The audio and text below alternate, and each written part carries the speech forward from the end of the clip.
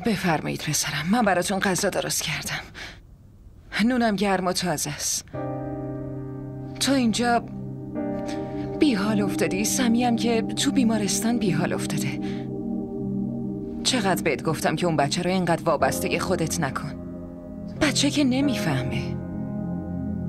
وقتی آغوشی مثل آغوش مادر پیدا کنه بهش وابسته میشه. روحان پسرم، تو هم غذا بخور. به مؤمنم بگو بخوره. باشه، ممنونم خاله.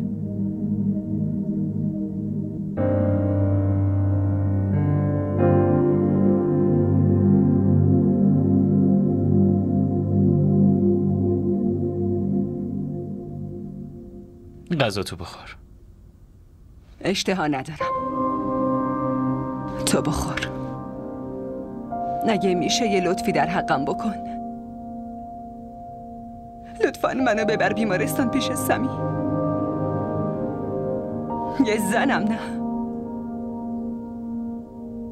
میترسم. نمیدونم باز کدوم دشمن میخواد بهم حمله کنه. داری به من طعنه میزنی؟ نه، نمیتونم طعنه بزنم. یه زن ناتوان فقط میتونه التماس کنه. باشه، تو غذا تو بخور، من تو رو میرسونم بیمارستان. اشتها ندارم. 2 روز غذا نخوردم، هیچیم نشد، جلو رود زنده نشستم. چرا با غذا لج میکنی؟ غذا تو بخور. پس بذار بمیرم. یک بار مردن بهتر از هر روز مردنه.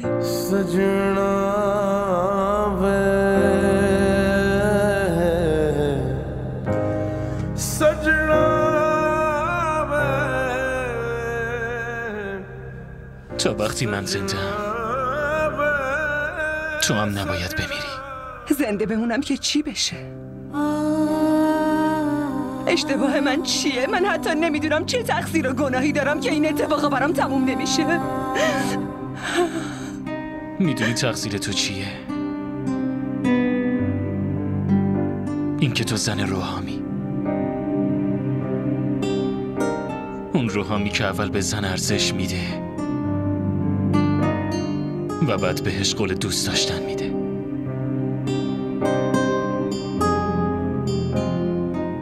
و اون دختری که روبروش نشسته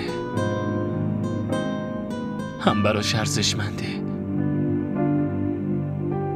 و همین که خیلی دوستش داره.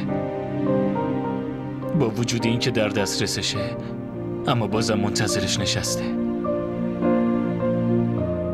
منتظر اون روزی که با تمام احترام اونو به خونش ببره و فراقش به وصال تبدیل بشه. آخه چرا اینقدر منو دوست داری؟ نکن. من لیاقت این عشقو ندارم. خواهش میکنم اینقدر دوستم نداشته باش.